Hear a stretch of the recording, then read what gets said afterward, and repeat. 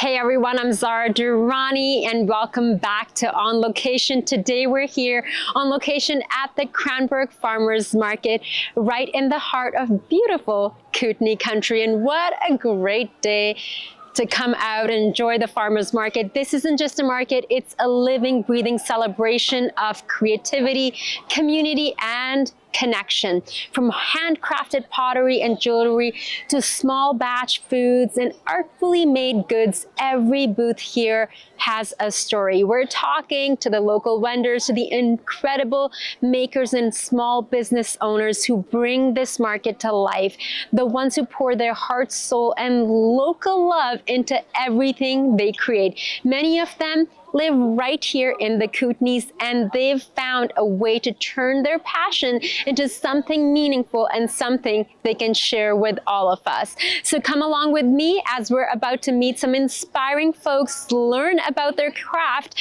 and experience the true spirit of the region, one handmade treasure at a time. Let's go. What an opportunity for me to visit Cranbrook just before summer kicks off, and we're here at the Cranbrook Farmers Market. And joining me is the lovely Micah. Micah, thank you for talking to us. Absolutely. I had to stop by your booth because I gotta tell you, I love these cups. Thank you so much. Yeah, so my husband is the potter, and then I do all the painting. They're really nicely balanced, nice and light mugs, nice handles to hang onto them as well. I'm actually surprised how light they are. Yeah. Because you would imagine they'd be pretty, you know? It's great. So nice feel. Something we were talking about off camera before. Yeah. Because I was curious that if this started as a hobby, like during COVID. No. But you've been doing it for a while. Yeah. So we bought the business 14 years ago from my parents. And so they actually did the business for 15 years before that as well. So nearly 30 years our business has been. That's amazing. Yeah. And you know, I gotta say, like, look at this happy birthday plate. Like, ooh la la. To have a cake in this is so fantastic. Do you get requests for custom orders? We do, yeah. So any of the pieces we can do custom orders, but I've definitely done birthday plates with names on them, or I do paint the back sides as well. So I'll do like special messages of who it's from on the back. That's super cute, and you could write their name, everything. Absolutely. I love this. Do you have any pets? Because I see a lot of like cats. Do you have cats? Because I have a cat and a dog. We do have 2 cats, yes. So, I love this. Yeah, we do paint some lovely kitties. I do, again, like we were talking, custom pieces as well. So cats, I can do basically one shape of a cat and paint them different colors and they look like everybody's cats, but dogs are a lot more individual. So I do definitely do custom dog pieces as well. That's so lovely. I honestly love it. And the fact that you guys, it's a family business. Mm-hmm. So we're here at the Cranbrook Farmers Market. You live in Creston. That's right.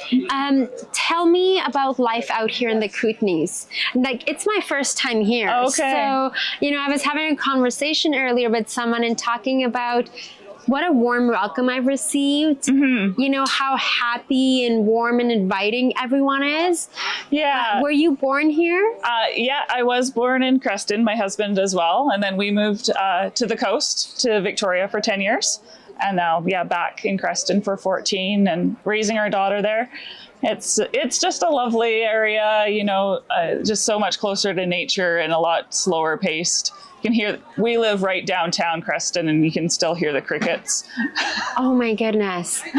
Tell me about coming to the farmers markets. Like, is this something you guys have been doing for as long as you've had the business, and maybe your parents as well? Yeah, for sure. So yeah, markets are a big part of our business. I mostly stick to the Creston market in the summer, just because it's usually on the same day as the Cranbrook market. But I do try to get up to here a couple of times a year. And then I do other markets around in either Fernie or Nelson Trail, those kind of areas as well. What's your favorite part about being at the markets, other than doing these interviews, other than meeting strangers who want to turn on the camera and interview you? Yeah. You know? Well, again, just meeting all the people, and because we have been around for so long, I get a lot of people coming and telling me about their pieces that they have and how much they love them, and even what right they mean now, to them. like as before we started rolling, like I heard people mentioning that, oh, I got this and I had that.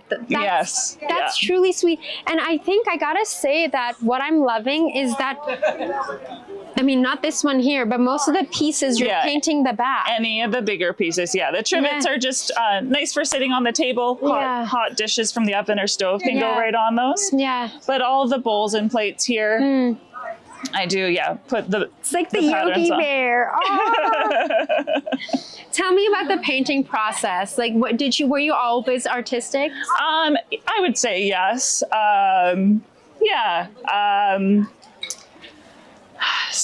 Certainly spent a lot of time painting. When we first bought the business, my husband and I both trained with my parents. My dad was the potter, so my husband trained with him, and we did a couple of months quite intensive with them of learning everything before they moved out of the town for a bit. And then the painting as well, painting with my mom. So she had this style that we paint in. She already had a lot of these patterns that I have now adapted and carried on. So they still look quite similar to her pieces that she painted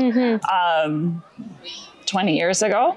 So if you have a piece there, then it still translates now. That's so sweet. Do you guys do Christmas markets as well, like holiday markets? For sure, yeah. So I'll do, again, Nelson and Cranbrook. I've been making it out to Lethbridge.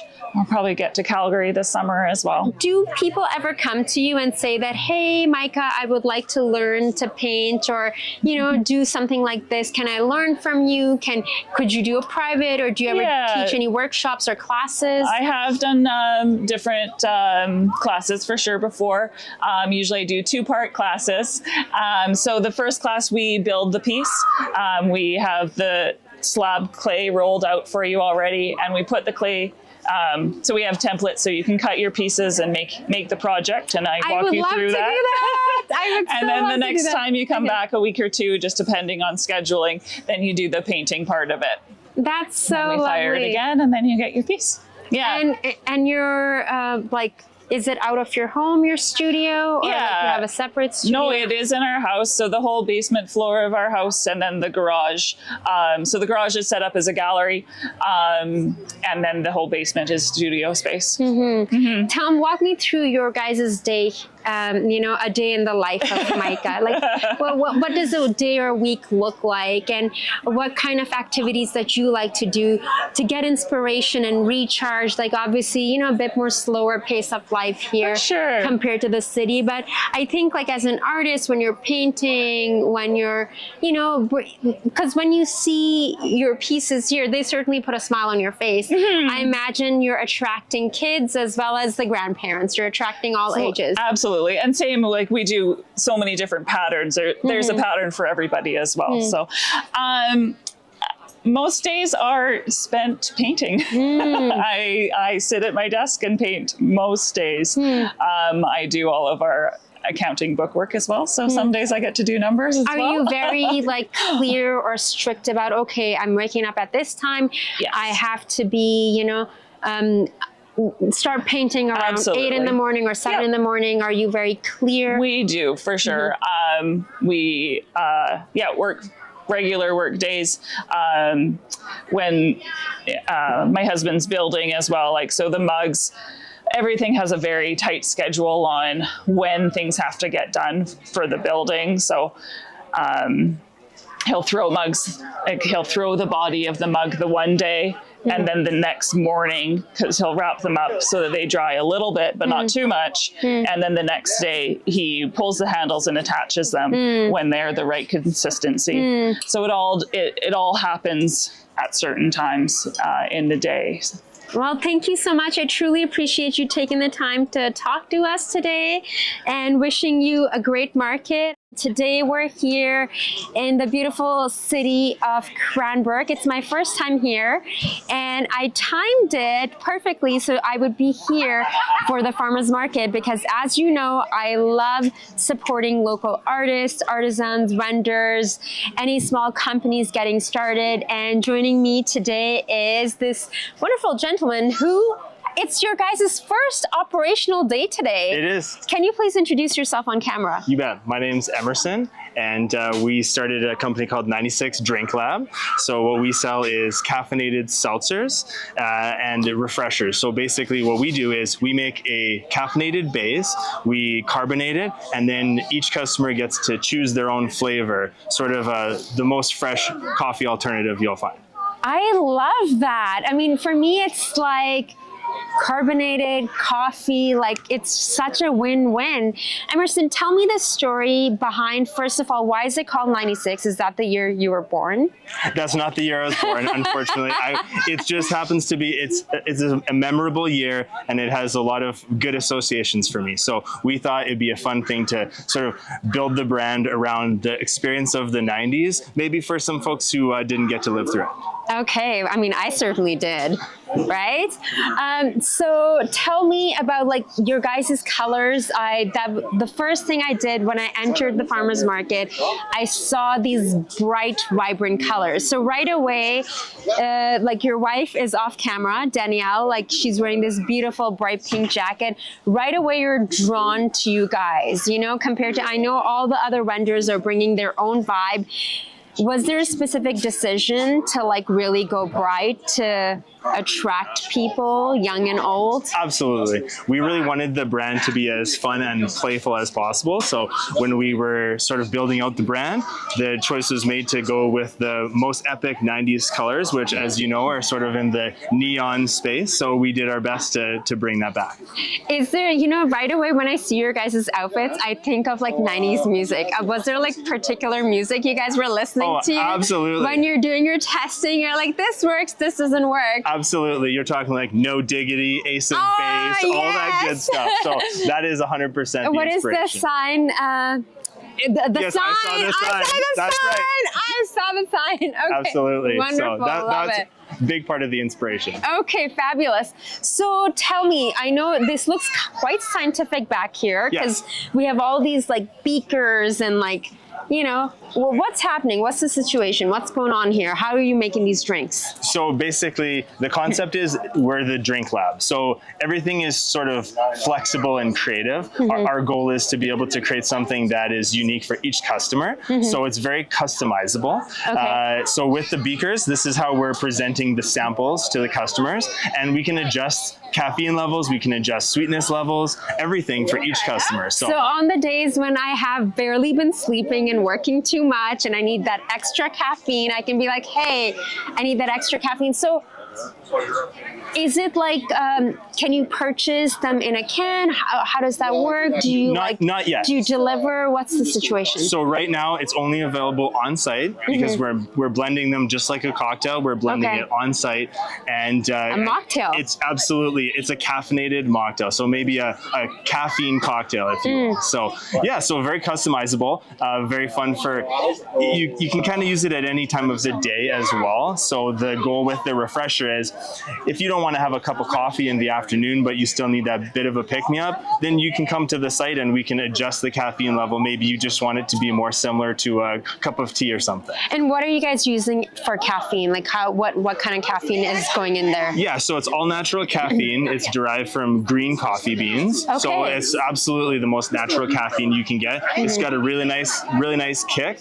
And again, because you can customize it, everybody can have their perfect dosage. Amazing. I'm like, it just makes me so excited because I'm such a caffeine fiend. What inspired you to start 96? So one of the big things for us is we always have really enjoyed beer culture, coffee culture, cocktail culture, but we always felt that the other side of the industry wasn't as developed. So that's where we really felt we could sort of fill a niche, is we wanted to bring a coffee alternative for somebody who maybe doesn't like the flavor of coffee, or maybe they're using energy drinks and they want to lower the sugar content, things like that. So this is... So we should talk about the sugar content, because that would be very interesting. It's like, I really try, I don't put any sugar in my coffee, you know, I don't even put any milk in it. I prefer it black. Like, I'll take a cortado with a dash of oat milk, but the less sugar, the better for me. So talk to us about the sugar. Yeah, so because it's totally customizable, if you're somebody who loves sugar, we can make it as sweet as candy for you. That can be a, you know, that can be your vibe if you want to come for that. If you want half sugar, half caffeine, up to you. Like, yeah, you've got your choice. Yeah. But for us, what we wanted to do is make sure that everybody can come and find a drink that works for them. So we've got caffeine-free alternatives, we've got high caffeine, we've got low caffeine, we've got different levels of sugar. So you can have a totally sugar-free, but still sweetened if that's something that you're into, or you can have dial in the sugar content as well. I want to talk about flavors. Yeah. What kind of flavors? Okay, so we're working with a few different vibes. Our favorite vibes are the sour candy vibes. So we're throwing it back. We're throwing it back to your sour cherry blasters, your peach rings, all that fun stuff. Dude, you guys should have this like at movie theaters. We should. This is honestly so brilliant. So with the other flavors, we've got some more sort of adult-inspired flavors. We've got a pineapple yuzu. We've got cherry, some more base flavors. Grape soda is a fun throwback from the 90s that we're doing as well. Yeah, very And then we've got sugar-free options as well. So yeah, we've got a wide range. What kind of sugar-free options? You can get a blue raspberry. You get a peach flavor, vanilla as well. So yeah, we've got a few options for you. I love that. Well, we have to try them. We can't just talk about it. Absolutely. Let's go.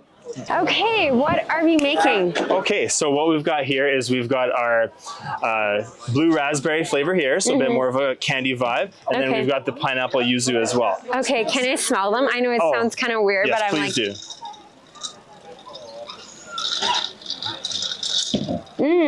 I'm excited to try them both. Yeah, so basically what we do is we add ice. This is our carbonated seltzer. It's caffeinated. So we blend that in, and then we blend in the syrups afterwards, custom to each person's preference. Okay. So let's get you, this is the pineapple yuzu. Okay, that's enough, that's enough. Okay, and it's already caffeinated? It's already caffeinated, you betcha. Oh my goodness. I love the colors. Cheers.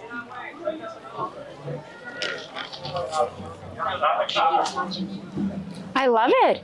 It's like an energy drink without all the artificial ingredients. It's got the same kick. So where are you guys getting the pineapple yuzu from? So they're all cocktail grade serums. Okay. So we blend those in, and and I love that it's not super sweet. Yes. I love that. If you're somebody who wants to dial the sugar back in your life, this is a great option for sure. Love it. Love it, love it, love it. Okay, so let's go with the blue raspberry. This one's got a little bit more 90s candy vibes.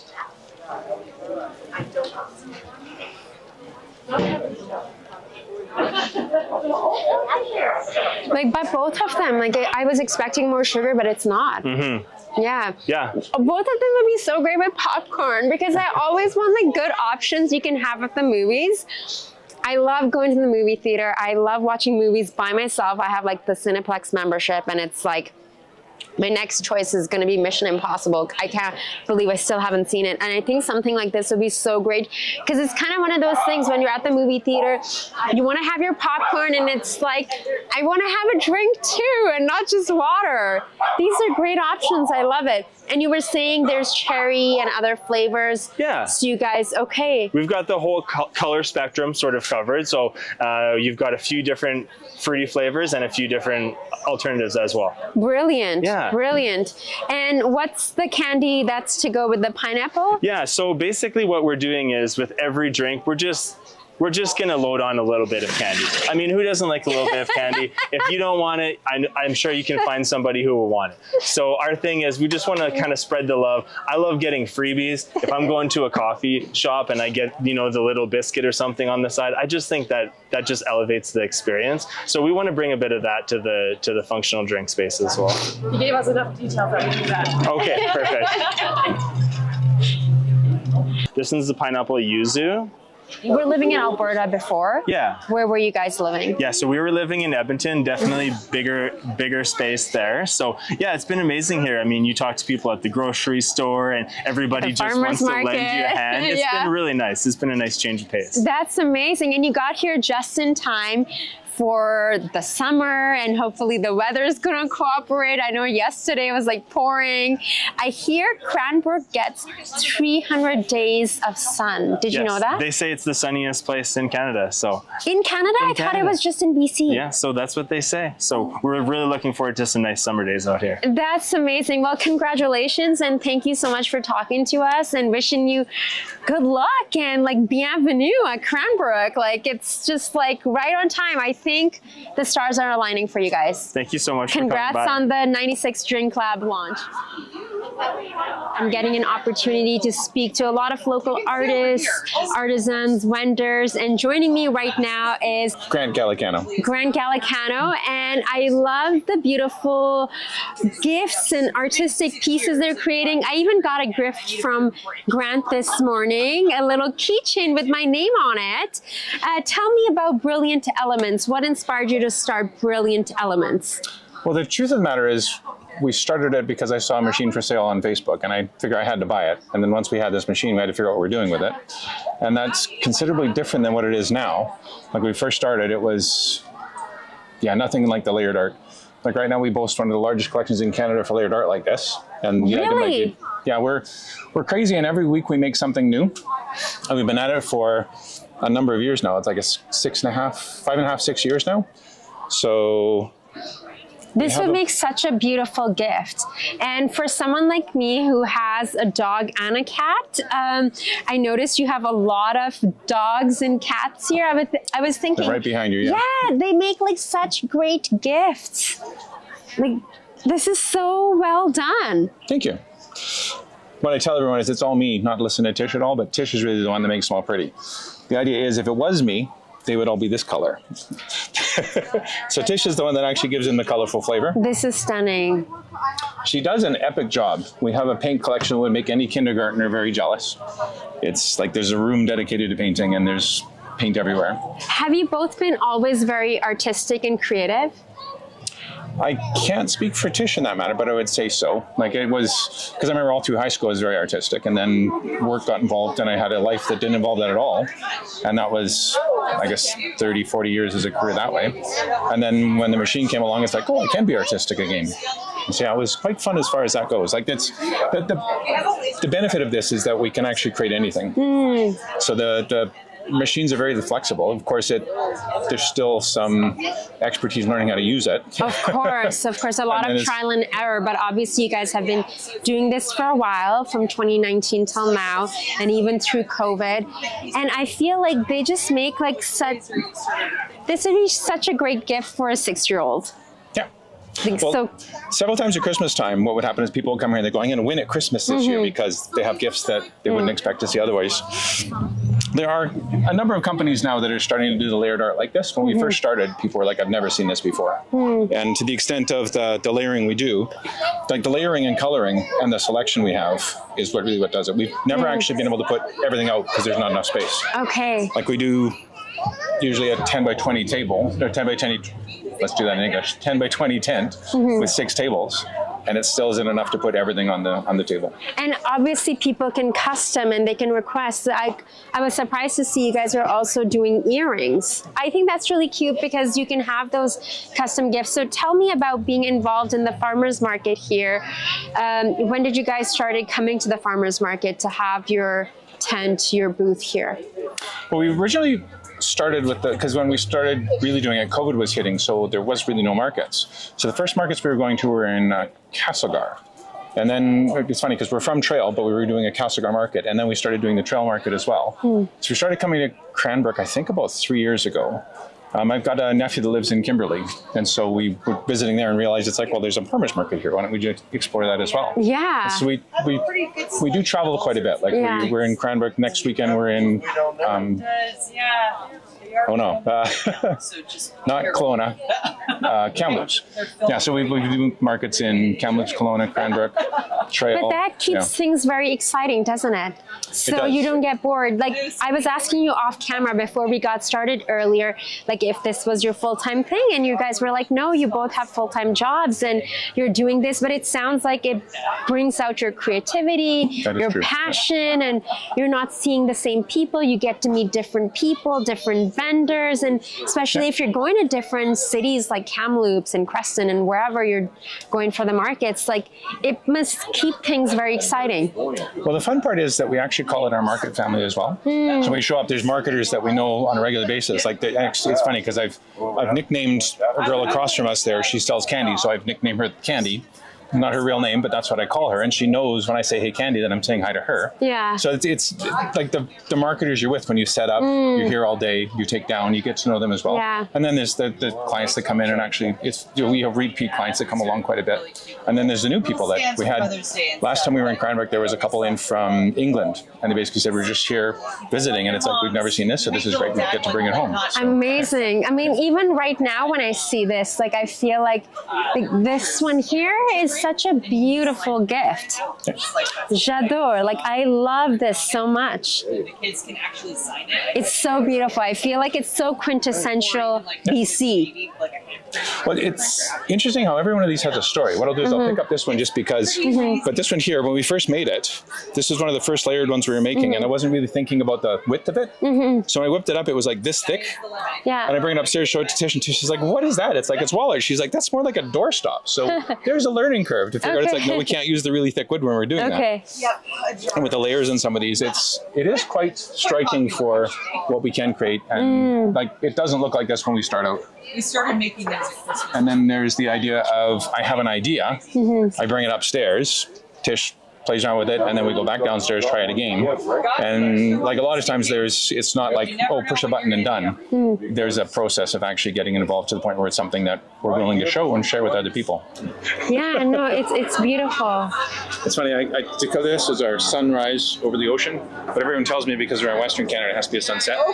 Okay, yeah. And then the fish is always fun for Father's Day, right? Yeah. Because this way they're guaranteed to actually bring something home. This is beautiful. As far as the creative outlook goes, it's like every week when we make something new, we're always sitting there striving to go and see, well, how can we outdo it? Like 5-6 years ago when we first did it, we had like these little snowflake Christmas ornaments we did that were just like a piece of wood that was cut. And no color, well, I think the coloring was basically just silver spray paint. And it's considerably different. And the artistic quality we can do now is, it's just, we've leaned into it. We've been like, it's funny because we're mentioning the first laser printer, but we broke 7 through the course of the years around. We have a larger one now. It's just fun. Yeah, you get to, every day is, what can I create today? No, I love that for you, and I hear it in your guys' voice and like how passionate you are about this, and even when we were communicating via email. I want to hear a little bit about, life and trail for you guys, and it sounds like your guys' both of you and your wife, your hands are full, your lives are pretty full. Do you consider this work, or this is just like passion? It's just like hobby. Get up at 4 a.m. It's work. Yeah. It's definitely work when you get up at 4 a.m. Originally, we were both working for a company that has traveling. Like, I don't know if I mentioned it or not, but when I bought the machine originally, I got on a plane and went to Australia for a month. Okay. And then, so I came back, and then we like, what are we doing now, right? So now the machine we have isn't, sorry, not the machine, but the timeline now is we're still working from home, both of us. So we're 100% home based. We don't travel at all for that job anymore. We travel for this one. And usually, like this year, we're a little bit, I tease you that we're taking it easy because we're not doing a market every week. But last year, for example, it was a market from the beginning of March until Christmas. Well, the week before Christmas, every week. Wow. So and that's your travel money? It's like, do you use like the money that you're making here? Basically, as like, okay. Yeah, so it's not cheap to travel with markets when you have like a 3-day Christmas market, because you show up, it's usually busy season. Yeah. You're 3 days in a hotel, you travel there as well. If it's a local market, that's, wake up on my own own bed. I go to the market. We do things from there. But when we're starting to travel and actually exploring more of BC, you're also exploring the different restaurants and the different hotels and the different people. And but it also, you know, it's so fascinating because I was speaking to some folks, even with our show, like the program here, and I was saying, I love the travel element. Like, I love the fact that I get to go to, and they're like, really? You're the only ones, Zara? Like, other people don't want to do it? I'm like, pourquoi? Like, why? Like, the fact that I get to go to small places, towns in BC and explore and connect with people, like, that's why I think a lot of people who are doing the farmers market, you have to be a people person. You have to be open and excited, and, you know, you have like, it makes it easier. Folks from 2 to 92, like everyone, like here, and even fur babies, and everyone's smiling. And then when you have weather like this, like, no complaints. Thank you so much. Merci beaucoup, Grant. Thank you. It turned out to be a gorgeous sunny day. My goodness. And joining me is the lovely Maggie Moran, who is the designer behind Maggie Makes Clay. And she was just standing here at her booth, and I saw these most lovely earrings, and I had to talk to her. Maggie, thank you for talking to us today. My pleasure. What a gorgeous day in Cranbrook. Yeah, big change from yesterday, hey? Massive change from yesterday. Massive change. So tell me about your earrings. I just started looking at these. So you're making all these pieces? Like, yeah. So it's all handmade polymer clay. So I make it just up the road in Fernie. It's about an hour drive. So doing this most Saturdays this summer. And yeah, I hand make them all in my little studio and bring them down here. Wonderful. And how long have you been doing the markets for? Yeah, so I've been doing markets for about 3 years, but this is my first year coming to the Cranbrook market. I'm usually at the Fernie one every Sunday, but I wanted to try and like get out a little further than Fernie. And so now I'm coming down here, and it's been awesome. Cranbrook's such a great community. It's been really lovely. And I noticed you're getting a lot of little fans. Yeah. You know, the kiddos love it. It's fun. I like that how there's some pieces you could truly dress up, like something like this. I feel like I would totally wear because you have the pearl at the bottom.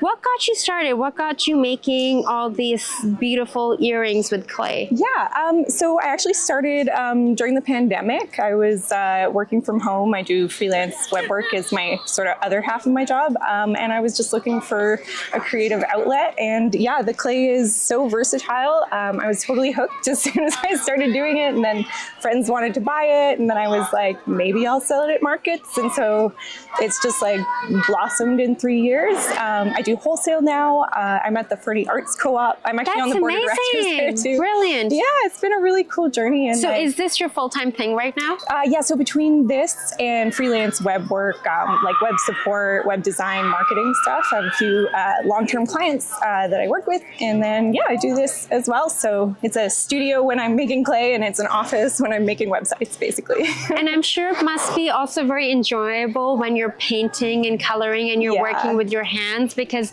it can be very therapeutic when you're doing that. Exactly. It's a nice contrast because both are creative, but in different ways, you know? So this is more tactile, and the other one's a little more, you know, mathematical sometimes with the coding, or, you know, computer desk bound. It's nice to, be able to create tiny things. Amazing. And now tell me about coming to Cranbrook. Like, for me, I got here on Friday, and it's my first time in Cranbrook. Oh, welcome. Yes, thank you. Thank you. Thank you. I've never been to Fernie. I've never been to the Kootenays.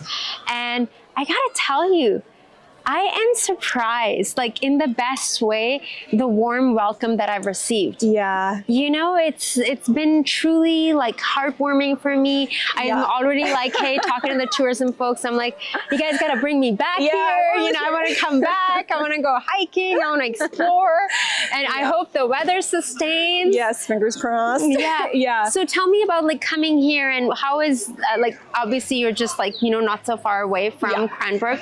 Like, what is the vibe for you here at the Cranbrook Market? What do you love the most about coming to the farmers market here? Yeah, well, it's funny what you've just described kind of was my experience too. I grew up in Toronto, like right downtown, city kid. Yeah, and then oh my goodness. About 8 years ago, my partner convinced me that we should ride our bikes here. So we rode from Vancouver to Fernie, and then we've been there for 8 years. Way. Yeah, I've been really struck by the community. Like, you know, growing up in a city, I was lucky enough to have like a great community in the neighborhood, but I've been absolutely floored by the amount of support and the amount of like genuine connection. It's funny when people come visit, they're always like, oh, people actually want to talk to you. Like, you know, they want to like have a whole conversation. It's not just like, hi, how are you? Or like avoid eye contact and like 100%. That is the experience that I've had. Like yesterday, Missy, who is the chair of the Spirit of the Rockies Festival, she's messaging me at like 7:30 in the evening. She's like, interview with the mayor Wednesday this time. And she knew I wanted to have that interview. Yeah. And it totally like threw me because I was like, huh? And then I was like, oh, wait a second. Yeah, because they're out there, like, we just met. Yeah. You know, like, Christy from the tourism's like picking me up from the airport. Do you need anything? Do you need to get groceries? I'm like, what? Yeah, it's like, a really good community. And I think I love living in Vancouver, but I gotta tell you, this is different, you know, and they're like welcoming me with open arms. Yeah, and I think, you know, it's like a smaller town, you get to know people. And I always joke it's Fernie degrees of separation. Like you're only 1 degree separate from anyone. So like you might want to talk to the mayor in Cranbrook. It's Cranbrook degrees of separation. Yes, exactly. Somebody knows them, you know? So yeah, it's people are really supportive and people are more invested in you as a human, I think, than when you're just one in a bazillion people in a city. What is your favorite part about the Cranbrook Farmers Market? I just love the community. The organizers are awesome. Like shout out to the whole crew. They run a tight ship. They're there to help. And it's been really awesome I have customers that I knew from the Fernie markets, and it's been awesome to like meet them on their turf. And like just last week got some stuff into Cranbrook Arts, which is kind of a venue that's like a gallery and a workshop and then like an arts hub in the community. And they have a little shop there, sorry. And so yeah, got my stuff stocked there now. So it's nice for like growing the business. Like Fernie's small, but has an awesome community and lots of tourism. But to get to Cranbrook, more people actually live here. And I think that's my favorite thing is like getting to meet the locals and kind of finding more community just a little further out of Fernie. Amazing. For anyone out there who may be curious about moving to the Kootenays or to Cranbrook or Fernie, what advice would you give to them? Because I'm sure you must have had an adjustment period. Yeah. Of like, you know, when you're living in the city, when you're living downtown like me, or like always and I think like honestly my dream is like partially in the city and partially somewhere really quiet, because I think I need that nervous system, that reset and the balance. Yeah, I would say do it. First of all, would be my advice. Like if you're mountain curious, you know, go for it. Second piece of advice would be just like take it as it goes and get to know people and talk to people, you know, who may have been to a place that you're interested in. That's how we ended up first coming here. A guy who worked with my partner told us we'd like it, and we were bike touring, and he, you know, knew someone who said we could camp on their land here when we finished, and like that was how we first got here and got to know people and found jobs and housing and all that. Like, don't be afraid of, you know, making connections and like meeting the community, because that's really the most special thing about this place, other than the mountain and the nature. Well, I know it's market day. I've taken a lot of your time. I feel like I could talk to you for a long time, like, you know, also coming from a big city and then contemplating moving to maybe somewhere smaller. And I think that's what I love about what I'm doing. So lovely talking to you, Maggie. And I feel like, you know, just like your earrings, you bring that sunshine, floral spirit. You know, life's too short for boring earrings. That's what I say. Yeah, no, I love it. We're here on location at the Cranbrook Cranbrook Farmers Market. They're just wrapping up for the day, but I wanted to make sure that I did get an opportunity to speak to a local farmer before they go. Joining me now is Kip. We got an opportunity to connect. Kip is from Thistle Farm, and my goodness, I gotta tell you, I love garlic, so I'm not a vampire. So I put garlic in everything from omelets to soups to you name it. Tell me about Thistle Farm. Tell me about what you guys are doing, Kip. So we're a primary producer of garlic and specialty alliums, and then we run a processing kitchen doing garlic spices and powders and grinders. I love spices. You know, like where I come from, we put. You can't cook without having like your pantry full of spices. So tell me about your spices. I know you guys all packed up. So what kind of spices you guys got? We use all of our scapes, 100% of our scapes that we grow ourselves. And so that's the flower stalk of the garlic. And we make powders and salts with those. And then we process garlic into granules and powders, and we smoke some of it. So we do a smoked garlic salt. Ooh la la. I gotta get me one of those. Yeah, yes, I can't go back home without that garlic salt. Excellent. So how long have you guys been doing this? This is year 8 of producing garlic. And so, yeah, we're now growing about 53,000 heads of garlic. That's amazing.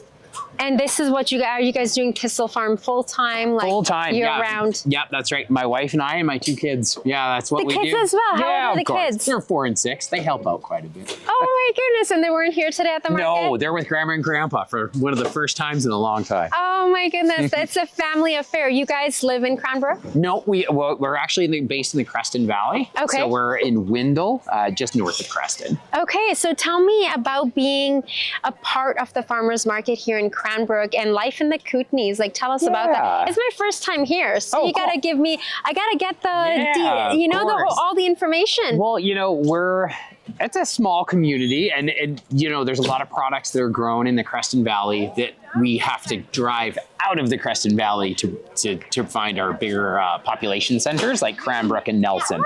And so there's a lot of growers, and then there's a lot of vendors here in Cranbrook that are from Creston, for that matter. I know I spoke to a lot of folks here from Creston, Fernie, everywhere. So you go to lots of different markets, like we do. Okay, so what markets? Tell us about what markets we can find you at. Our home base market is in Creston. Okay. And then we come here in Cranbrook, and then we also go to Fernie. Okay. And then midweek we do Wednesdays in Nelson. Okay. Yeah. That's so exciting. 3 markets a week. You're self-employed. You got the family involved. What were you doing before? Like, is this something that your parents did? Where did you get the idea of, you know, having the Thistle Farm? So we have worked, my wife Michelle and I have worked in agriculture for our whole adult lives. I mean, we've been working on vineyards and orchards for many, many years as contractors, and then as employees as well.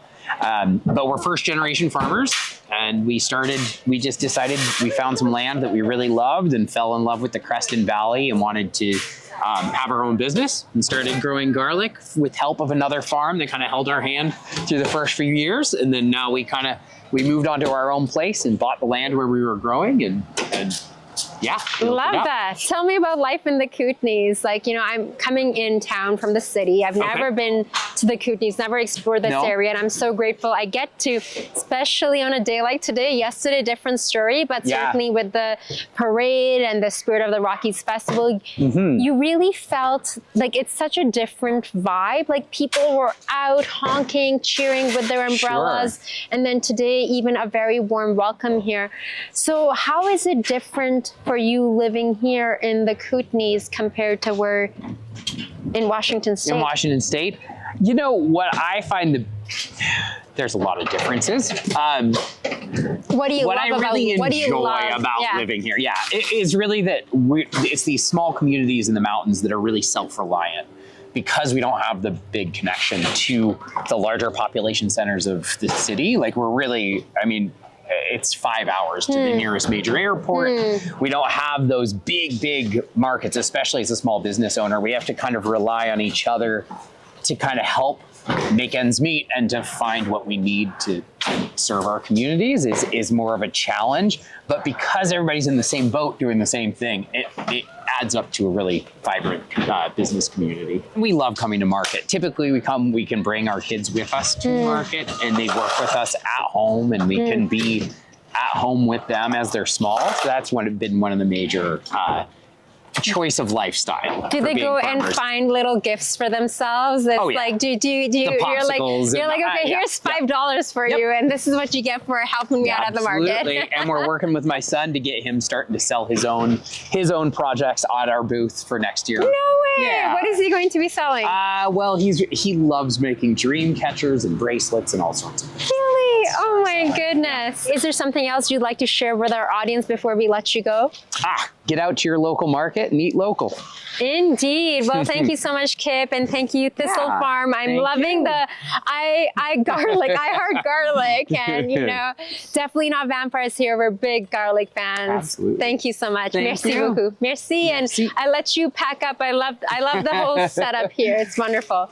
Thank you. Okay, folks, that was just a taste of the amazing talent you'll find right here at the Cranbrook Farmers Market. From handmade art to local food and everything in between, this is where heart meets hustle. And a huge thank you to all the vendors for sharing their work, their stories, and their hearts with us. We'll see you next time. Until then, stay curious, shop local, and keep celebrating the beauty of where you are. Stay tuned for more as we keep exploring On Location right here in Cranbrook, produced with the support of Tell a Story Hive. I'm Zara Durrani, and I'll see you soon.